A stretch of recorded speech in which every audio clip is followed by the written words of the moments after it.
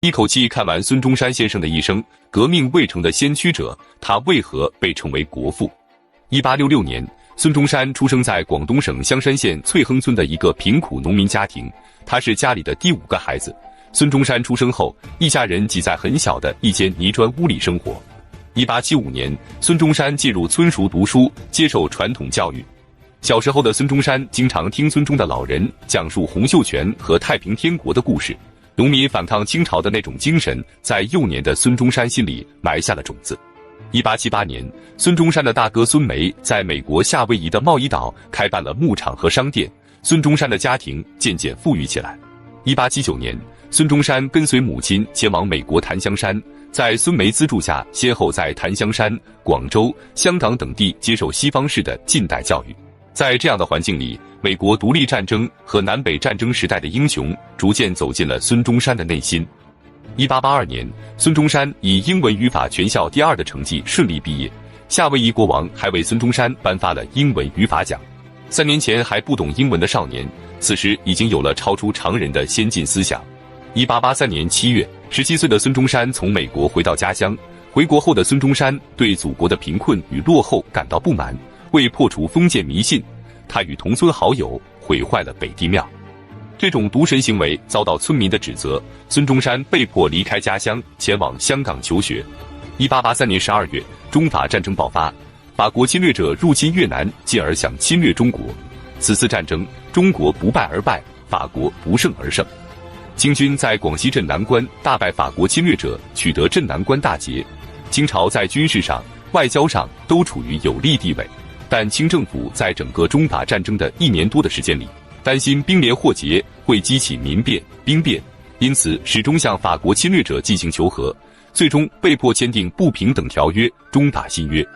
清廷的腐败和军备的落后，深深刺痛了孙中山。多年后的他回忆到中法战败时，表示此时的自己已经有了推翻清朝、创建民国的想法。1887年，孙中山进入香港西医书院攻读医科，在学医期间产生了救人的思想。1892年7月，孙中山以第1名的成绩从香港西医书院毕业。毕业后的他在澳门和广州2地行医，开办药局。孙中山在行医的同时，一直在关注着病态的祖国。他常和同学聚会谈论救国大计，寄希望于清政府能有变法改革的决心。1894年，甲午战争清朝战败，北洋海军一战之下灰飞烟灭，清朝政府推行的30年洋务运动彻底失败。甲午战争的失败极大地刺激了中国社会各界先进分子。此时的孙中山对清政府抱有的最后一丝希望消失殆尽，从此他走上了革命的道路。1894年的冬天，孙中山回到了檀香山，在大哥孙梅的帮助下，他得到了同乡和侨胞的支持，于11月24日创建中国近代第1个民主革命团体兴中会。他在入会誓词中明确提出驱除鞑虏、恢复中华、创立合众政府的口号，同时募集经费，准备在广州举行武装起义。为了筹足起义经费，孙中山的大哥孙梅以每头6至7元的贱价卖掉了自己农场中的牧牛。1895年的1月底，孙中山回到香港发展组织，并在广州租下王氏书社，建立了一个名为农学会的公开团体，号称要研讨农桑新法，以此为掩护招募成员发动起义。兴中会决定在10月26日在广州发动起义，占领广东省城。但此次起义的消息被泄露，广州起义的计划已被满清当局知晓，孙中山等人被通缉。在此期间，孙中山的好友陆浩东不幸被捕，英勇就义，成为革命牺牲的第1人。在得知好友牺牲的消息后，孙中山愤然剪去自己蓄积多年的辫子，脱下长袍，以示自己与清朝政府斗争到底的决心。广州起义失败后，孙中山逃往日本，开始了16年的海外流亡生涯。1896年的9月底，孙中山等人来到英国，投奔了他在香港读书时的老师康德黎。但此时，孙中山的行踪已被清政府掌握，孙中山被强行劫持进清朝政府驻伦敦公使馆，囚禁起来。清朝公使和一家英国轮船公司协商，出价7000英镑，计划把孙中山捆起来带回广州，处以极刑。朝廷责令公使以最快的速度把孙中山押送回国。危急时刻，孙中山以中国皇帝仇视中国的基督教徒，要杀害他们为由，说服了清朝公使馆的外籍工人。将被囚禁的信息传递给了老师康德黎。在得知孙中山被绑架的消息后，康德黎立即全力营救。康德黎先去了英国警方报案，要他们出面干涉清朝公使馆的绑架行为。之后到伦敦刑事法院指控清朝公使馆的人身侵犯，并将指控信上诉到英国外交部。为了防范公使馆将孙中山转移到其他地方，他还特意雇了私人侦探，专门守在公使馆附近。此外，康德黎还将此事透露给了记者。经过媒体的公开，孙中山被绑架的消息在伦敦引发轰动，英国的各报记者蜂拥般前往清朝公使馆。在强大舆论的压力下，英国政府要求释放被绑架的人，大清公使馆终于被迫承认，公使馆内确实关押着一个人，而且同意释放。从此，孙中山在全世界名声大振，世界各国都知道中国有一个革命家叫孙中山。后来，孙中山回忆此段经历时表示，他已准备一死，下定决心尽一切努力跳下船去，葬身大海。1896年10月23日，孙中山在英国警方和老师康德黎的陪同下，走出了大清公使馆的大门。这是后人描绘当时场景的一幅画。脱离险境的孙中山和他的英国老师都显得异常兴奋。但是角落里的大清官员似乎明白，一旦这个人可以在世界上自由来往，对大清帝国将意味着什么。脱离险境的孙中山并没有立即离开英国，他经常去大英博物馆，几乎阅读了所有欧洲流行的政治经济学说。20多年后的孙中山把他的三民主义中民生主义的形成归功于在英国的阅读与见闻。1897年，孙中山离开英国，前往日本，在日本结识了武士家庭出身的宫崎滔天。宫崎滔天后来追随孙中山，支持中国革命。这组再现当年会谈场面的蜡像，据说花费了1500万日元。不精通日语的孙中山当时用手写汉字的方式与之交流。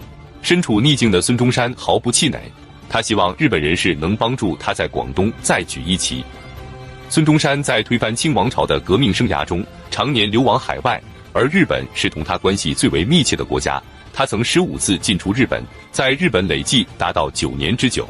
在这期间，结识的朝野各界人士约有300多人。1900年5月，八国联军侵华战争爆发，从南京条约到辛丑条约的签订，中国人正在经历有史以来最屈辱和慌乱的时光。10月6日，孙中山派郑世良到广东惠州三洲田发动起义，打响了反抗清朝的第一枪。郑世良率领600余人接连打败清军，短短2周的时间，起义军迅速增长到2万人。但此时的日本新任首相改变了对华政策，下令禁止日本军火出口，孙中山从海外购买武器的计划也化为泡影。起义军血战半个月，在取得几次战役胜利后，因弹尽援绝，不得不解散队伍，起义最终失败。1903年，孙中山在府坛香山成立了中华革命军，加入了以反清复明为宗旨的洪门，并将光复中华、创立民国、平均地权写进了洪门章程。1904年2月15日，曾留学日本的黄兴、宋教仁等人在湖南长沙成立华兴会。华兴会以驱除鞑虏、复兴中华为宗旨，并以同心扑满、当面算清为口号，隐含扑灭满清之意。随着华兴会组织规模的扩大和参加人数的迅速增加，其领导者便开始筹划武装起义。但因事情泄露，起义失败，黄兴、宋教仁等人先后逃往日本。1905年7月，在宫崎滔天的引荐下，同在日本的孙中山和黄兴第一次相见，同样的革命理想使两人一见如故，两人商议组建革命大同盟。8月20日，以孙中山为首的兴中会和华兴会、光复会等地方性革命团体实现了大联合，中国同盟会正式成立。1905年10月20日，孙中山在《民报》中正式提出民族、民权、民生的三民主义。从1906年起，同盟会主要在西南地区发动了多次大规模起义，都因弹药补给等问题导致起义失败。其中镇南关起义中，孙中山亲自上阵为伤员包扎，并亲手发炮，是其反抗清朝以来第一次炮击清军。1910年，历经失败的孙中山策划了第9次武装起义，广州新军1000多人在倪应典的带领下攻打广州城，与2000名清军激战。然而开战不久，遭到清军突袭，一马当先的倪应典不幸阵亡，起义再次失败。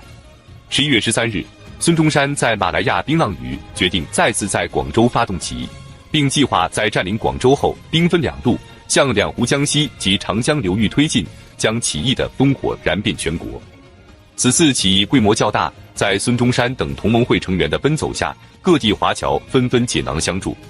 在孙中山几十年的革命生涯中，华侨为孙中山募集了大量的起义资金。孙中山称华侨乃革命之母。此次起义，黄兴带头写下绝笔，为革命拼死一搏。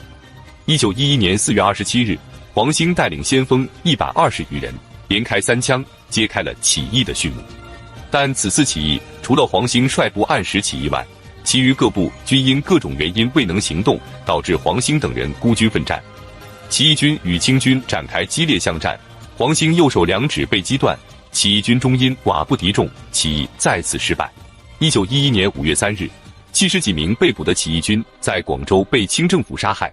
同盟会员潘达威冒着生命危险收敛烈士遗骸，葬于黄花岗，史称黄花岗72烈士。孙中山悲痛万分，亲笔写下浩气长存4个大字。黄花岗起义虽然失败，但其惊天地泣鬼神的革命精神，激励着无数国人前赴后继，走上革命的道路。1911年5月，清政府突然宣布铁路收归国有，并首先拿川汉和粤汉铁路开刀，并将修筑权卖给外国。四川等地由此爆发反对铁路国有化的运动，史称保路运动。为平息四川尤为激烈的保路运动，清政府急调湖北新军入川。如此一来，湖北武昌的兵力十分空虚，湖北革命党人敏锐地看到了起义的良机。1911年10月10日，武昌起义爆发，革命军攻克总督府，占领武昌，消灭清军大批有生力量，在中国复兴地区打开一个缺口，并在全国燃起了燎原烈火。短短2个月内，湖南、广东等15个省纷纷宣布独立。12月下旬，南方的革命军与清政府形成南北对峙，局势在瞬息万变。孙中山决定立即回国。1912年1月1日，中华民国成立，孙中山以16票赞成、1票反对，被选为中华民国临时大总统。在中华这片大地上，破天荒地出现了一个新的国号——民国。孙中山说：“民之国也，为民而设，由民而治也。”孙中山担任临时大总统期间，专门颁布规定用人之际，整顿腐败是孙中山最为重视的工作之一。在组建临时政府的时候，有人向孙中山推荐了他的大哥孙眉，被孙中山拒绝。在孙中山的参与制定和颁布下，中华民国临时约法和其他30余项法律政令一起开始在中国大地上传播。国家主权属于国民全体，中华民国人民一律平等的民主共和观念逐渐深入人心。1912年2月12日，宣统帝溥仪宣布退位，清朝灭亡。2月13日，孙中山在各方压力下辞去临时大总统职务。不久后，袁世凯成为新的临时大总统。离职后的孙中山走上了实业救国的道路，他积极宣传民生主义，号召实行平均地权，提倡兴办实业，还亲自担任了全国铁路督办。1912年8月，同盟会改组成国民党，孙中山被推举为理事长。1913年3月，国民党代理理事长宋孝仁被暗杀，孙中山认为是袁世凯所为，主张武力讨袁，二次革命由此爆发。当孙中山为组织革命而奔走各地的时候，澳门传来消息，长女孙岩病重，不久去世。而二次革命因响应者寥寥无几，不到2个月就完全失败。这个47岁的中年男人再次被通缉，又一次前往日本避难。二次革命的失败让孙中山认识到国民党人心涣散，唯有重组新党，整顿队伍，纯洁组织才是解决之道。1914年7月，孙中山等人在东京另组中华革命党。在革命最低谷的时期，孙中山再次竖起了革命的大旗。1915年10月25日，49岁的孙中山与22岁的宋庆龄力排众议，在东京举办了婚礼。热爱祖国和献身革命事业的共同志向，让他们在患难中建立了深厚的感情，最终成为终生的夫妻。1915年12月12日，袁世凯宣布接受帝位，推翻共和，复辟帝制，改中华民国为中华帝国，并下令废除民国纪元。1916年3月22日，袁世凯在各方压力下宣布取消帝制，重归共和。此时距其称帝仅仅过了83天。4月27日，孙中山从日本启程回国，号召全国民众奋起与袁世凯决战到底，在中国永远铲除实行帝制的土壤，世界潮流浩浩荡荡，顺之则昌，逆之则亡。正是经历了辛亥革命的洗礼，民主共和思想深入人心，敢有地质自为者，天下共击之，已经成为时代共识。1917年7月1日，袁世凯去世后，张勋率领5000辫子兵联合清朝遗老进京，拥护溥仪复辟。孙中山得知消息后，立即发表讨逆宣言。7月12日，段祺瑞的讨逆军击败张勋的辫子兵。段祺瑞控制北京政权后，拒绝恢复中华民国国会和临时约法。孙中山立即通电全国，宣布段祺瑞为民国叛逆，联合西南军阀发起护法运动。但南北军阀一丘之貉，没有军事力量和资金来源的护法军政府和孙中山受到各方的百般刁难。到1918年，南北军阀公开勾结，进行和谈，护法运动宣告失败。1919年10月，孙中山将中华革命党改组为中国国民党，正式进入中国国民党阶段。